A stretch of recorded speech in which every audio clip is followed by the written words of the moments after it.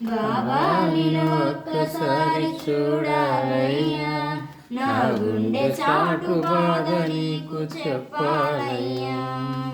దీనులంతా నీ నామం ధ్యానిస్తూ ఉన్నారు, జగమంతా నీ కోసం జన్మిస్తూ ఉన్నారు. దీనులంతా నీ నామం ధ్యానిస్తూ ఉన్నారు, జగమంతా నీ కోసం జన్మిస్తూ ఉన్నారు. భక్తులను కరుణించే దైవం నీవన్నారు,